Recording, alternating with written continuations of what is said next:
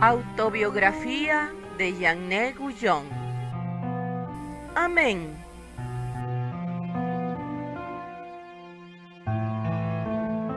Capítulo 22. Según se iba acercando mi marido a su fin, sus infecciones no daban tregua. Tan pronto como se recuperaba de una, caía en otra. Soportó fuertes dolores con mucha paciencia, ofrendándoselas a Dios y haciendo buen uso de ellos. Sin embargo, su ira para conmigo se intensificaba, porque le atiborraban de historias y cuentos acerca de mí, y todos los que le rodeaban no hacían más que sacarle de quicio.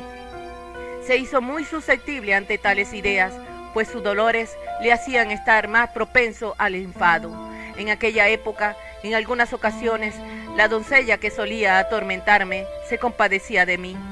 Venía a verme tan pronto como entraba en mi cuarto y decía: «Vete a ver a mi señor, para que tu suegra no hable más en contra tuya». Yo aparentaba ignorarlo todo, pero él no podía ocultar su desagrado y ni siquiera me dejaba estar cerca de él. Al mismo tiempo, mi suegra no tenía ninguna cortapisa. Todos los que venían a casa eran testigos de las continuas regañinas que me veía obligada a soportar y que soportaba con mucha paciencia a pesar de estar en la condición que he mencionado. Habiendo terminado mi marido poco antes de su muerte la construcción de la capilla en el campo, donde pasábamos parte del verano, tuve la comodidad de escuchar rezos cada día y de asistir a la comunión. Sin atreverse a hacerlo abiertamente, todos los días el sacerdote me admitía en privado para tomarla. Solemnizaron la dedicación de esta pequeña capilla. De repente me sentí prendida interiormente, cosa que duró más de 5 horas durante todo el tiempo de la ceremonia, que fue cuando nuestro Señor me consagró de nuevo a Él. Ahora me veía a mí misma como un templo consagrado en la tierra y por toda la eternidad. Me dije a mí misma, refiriéndome tanto a uno como a otro, que este templo nunca sea profanado, que las alabanzas de Dios sean entonadas allí por siempre. A mí me pareció en aquel momento como si mi ruego se hubiera concedido, pero pronto todo esto me fue arrebatado y no me quedó ni un solo recuerdo para consolarme. Cuando estaba en esta casa de campo, que solo era un pequeño lugar de retiro antes de que la capilla fuese construida, me retiraba a los bosques y a las cavernas para orar. ¿Cuántas veces aquí Dios me ha guardado de peligrosas y ponzoñosas bestias? A veces, sin darme cuenta, me arrodillaba sobre serpientes que abundaban por allí, mas huían sin hacerme ningún daño.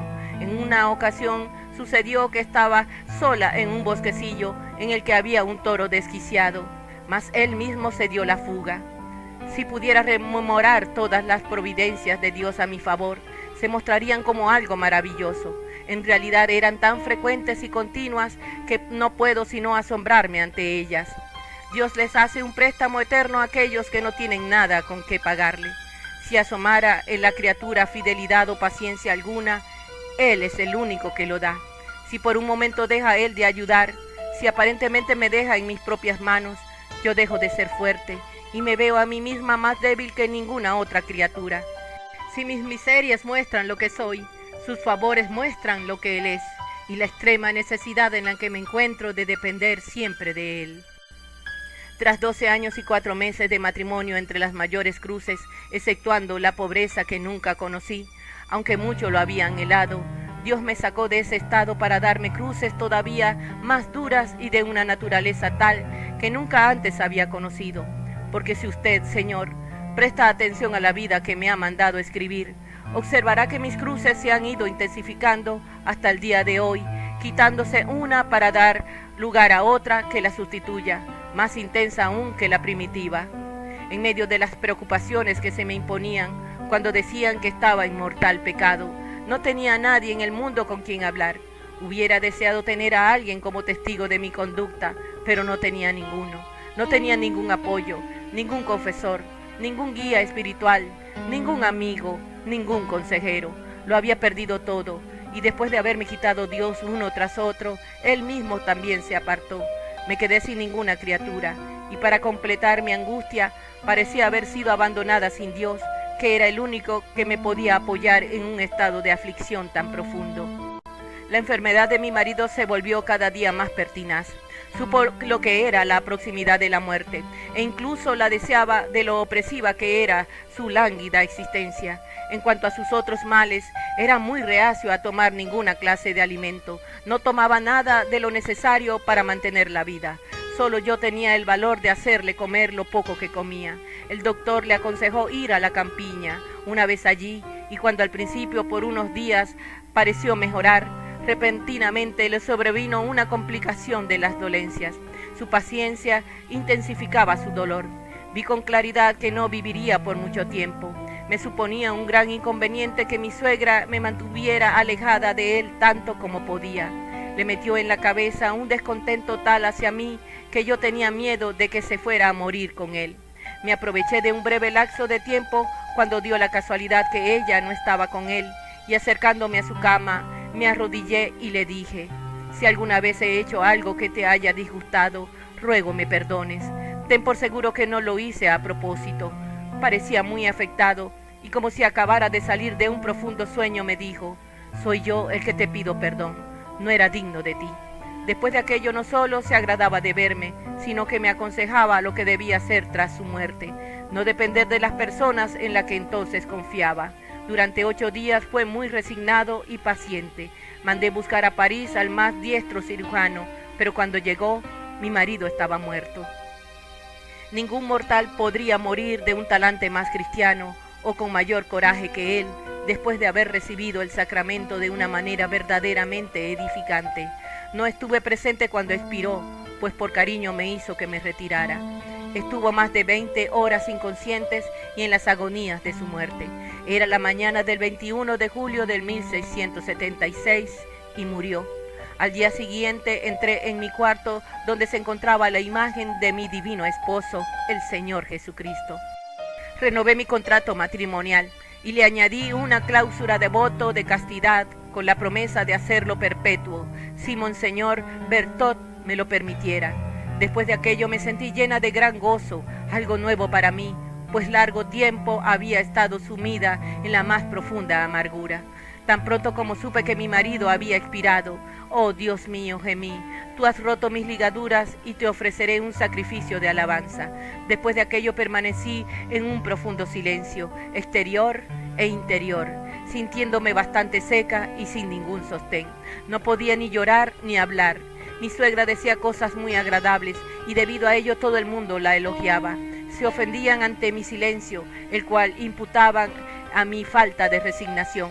Un fraile me dijo que todo el mundo admiraba los bellos actos que mi suegra hacía, pero en cuanto a mí, no me habían oído decir nada, que tenían que sacrificar mi pérdida a las manos de Dios, mas yo no podía articular palabra y aguantaba como podía.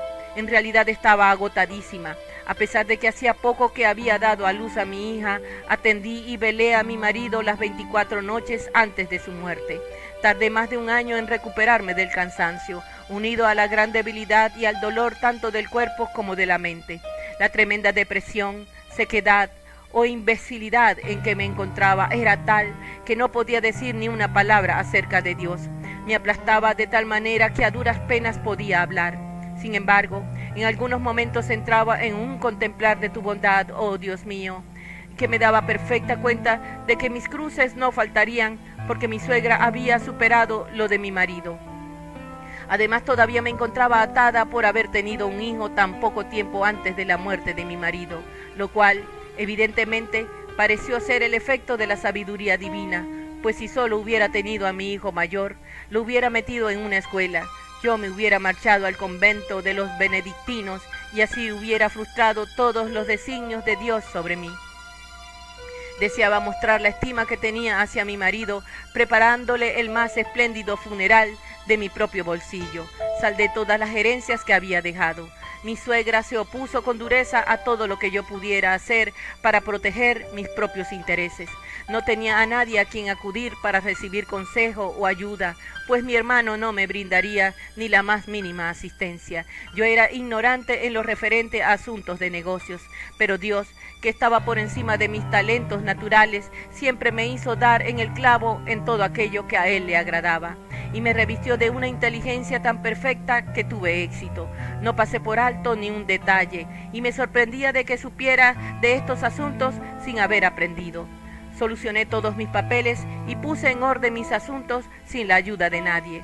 Mi marido poseía cantidad de escritos que habían sido depositados en su mano. Hice un inventario exacto de ellos y los envié por separado a sus respectivos dueños, cosa que hubiera sido muy difícil para mí sin el socorro divino, pues al haber estado enfermo mi marido durante largo tiempo, todo estaba en la mayor confusión. Esto me hizo ganar la reputación de ser una mujer habilidosa. Había un asunto de suma importancia. Cierto número de personas que habían estado lidiando entre sí legalmente durante varios años acudieron a mi marido para ajustar sus diferencias.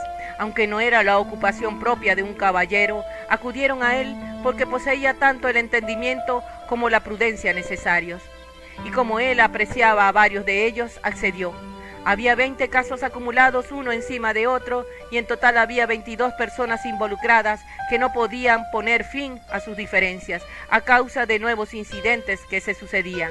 Mi propio marido se ocupó de contratar abogados que examinaran sus papeles, pero murió antes de que pudiera hacer ningún trámite. Tras su muerte, les mandé buscar para devolverles sus papeles, pero no los aceptaron, suplicándome que los revisara e impidiera que se echaran a perder. A mí me parecía ridículo, por no decir imposible, asumir un asunto de tan grandes consecuencias y que demandaba una discusión tan larga. No obstante, dependiendo en las fuerzas y sabiduría de Dios, accedí. Me encerré a cal y canto por estos asuntos durante unos 30 días sin salir nunca, salvo para ir a misa y hacer mis comidas.